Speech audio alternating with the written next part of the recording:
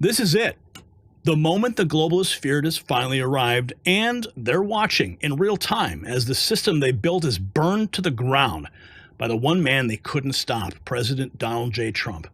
We are now several months into the second Trump presidency, and what he's doing isn't just governing, it's disassembling a parasitic machine that's fed on American labor, wealth, and sovereignty for decades. This is not some Reagan-era tweak. This is an economic shock doctrine. Entire federal agencies are being defunded. International trade cheats are being punished. The regulatory state is being dismantled brick by brick. And make no mistake, Trump is not doing it alone. His generals are executing the plan with military precision. Now, while Trump rebuilds American sovereignty, our food supply faces an invisible threat. That's right, grocery bills, they're sadly up, but the real crisis, America's honeybee population, the foundation of our natural food chain, is collapsing. Patriot Bee's veteran-owned mission restores bee habitats, supports local beekeepers, and protects our agricultural independence. It's not just about honey.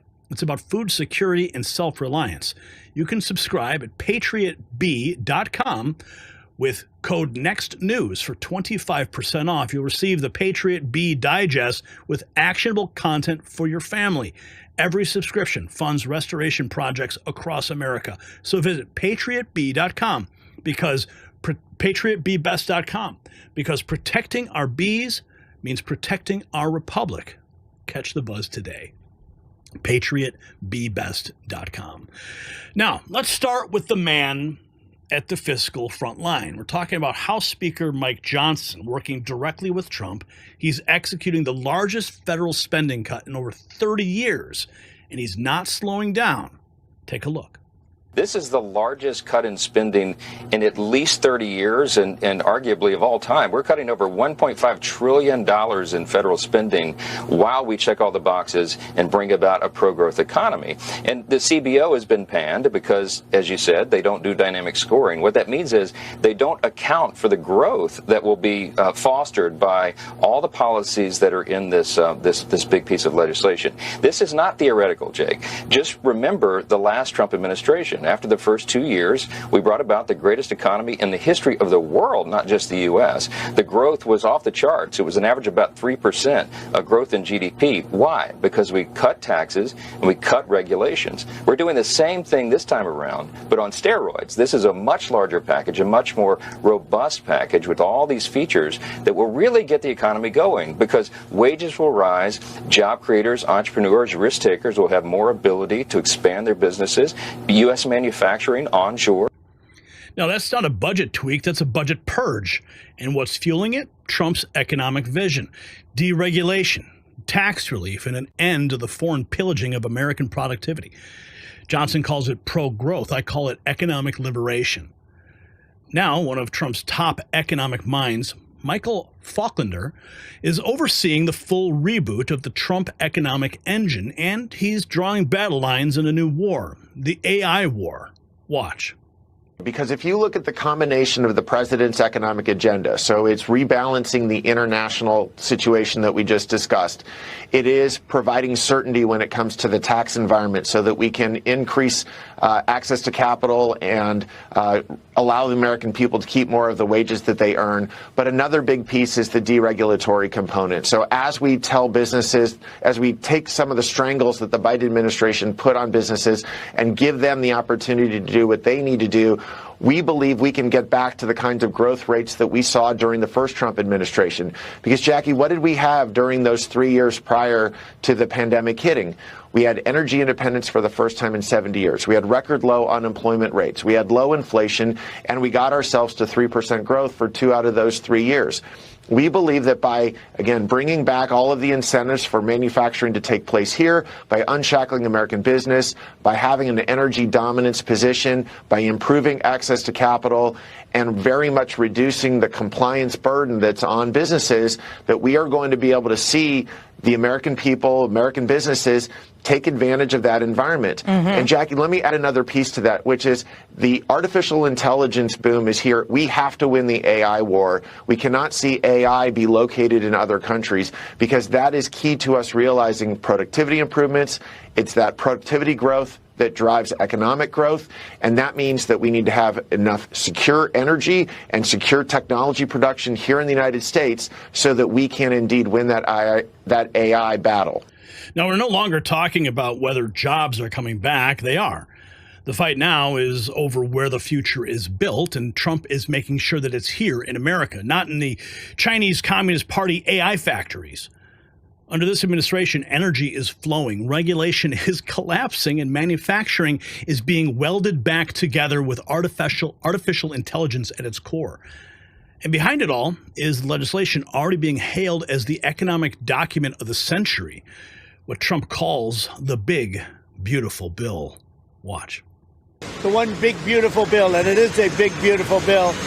And so I think the Senate is going to get there. I hope they're going to get there. I think they're going to have changes. Some will be minor and some will be, fairly significant. But we've been working with the House all the way up. They've been working together. And the Speaker has been working with the leader of the Senate. And, they've done a great job. John Thune and Mike Johnson have done a fantastic job. They've been working together all the way up, so hopefully that'll be fine. It's not fluff. It's not branding. This bill is structural demolition. Entire sectors of wasteful government being stripped out. Barriers to business are being shredded. This is what happens when a builder, not a bureaucrat, writes the blueprint. Now, Brussels is fuming tonight after President Trump fired a warning shot straight to Europe, following a 50% tariff on EU imports, especially autos, unless they scrap their protectionist barriers and start buying American. Watch. I'm not looking for a deal. I mean, we've set the deal. It's at 50%.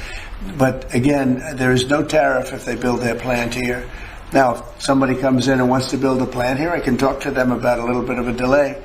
But, while they're building their plant, which is something I think that would be appropriate, maybe, we'll determine that.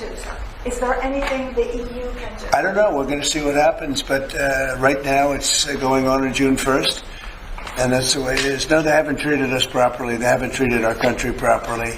They banded together to take advantage of us. And the people behind me know because they had some of that with their industry. But generally, we signed a great deal with United Kingdom.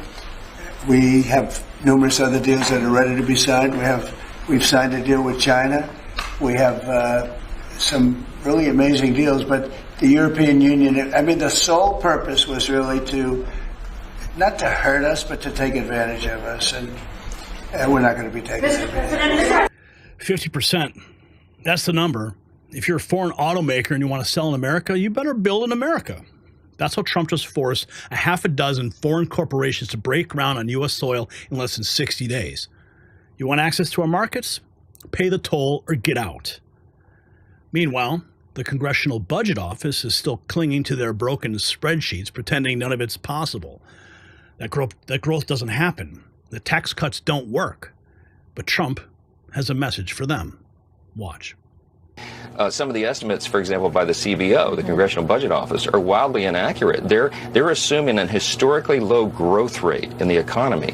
The elements of the big, beautiful bill, the reason we're so excited is because it will be jet fuel to the U.S. economy. This is going to foster a pro-growth economy again, to get job creators and entrepreneurs and risk takers moving again, expanding their businesses, adding more jobs. Wages will go up. We'll have more manufacturing in the U.S. because of all the policies that we put into this legislation. It's a long time coming. And remember, not theoretical. We did this before. In the first Trump administration, we brought in the greatest economy in the history of the world, not just the U.S. After just those first 2 years. Because we cut taxes and cut regulations, we're doing it again and on steroids this time. So we've already lived under this. Under Trump's first term, the economy roared. Now, with full executive power and zero campaign constraints, he's doing it again with no brakes. Tax cuts, capital unlocked, manufacturing surging, growth unleashed. And this time, the globalists aren't just watching, they are losing. So, of course, they fall back on the same tired smear. Trump is cutting Medicaid. Trump is cutting fraud. Watch.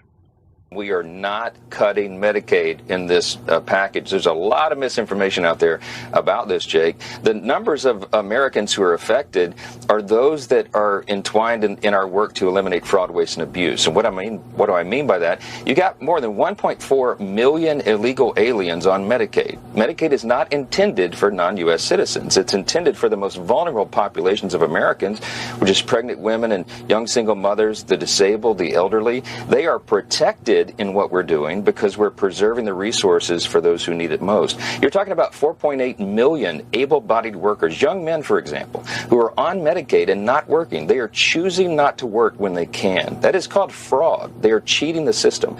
When you root out those kinds of abuses, you save the resources that are so desperately needed by the people who deserve it and need it most. That's what we're doing. Now, let's be clear. Trump's not going after the elderly or disabled. He's going after the parasites, non-citizens, and able-bodied freeloaders siphoning off money that should go to veterans, mothers, and seniors. This is moral clarity in fiscal policy, something Washington hasn't seen in generations.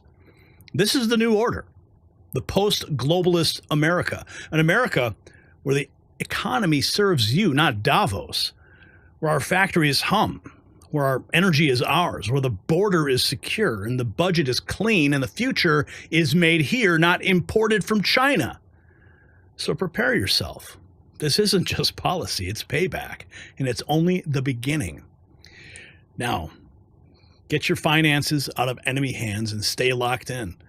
I'm Gary Franchi. You're watching the Next News Network, and under President Trump, the globalists aren't just losing control, they're watching their empire collapse. And the question for you, should Trump raise tariffs to 75% on countries that manipulate their currency against the dollar?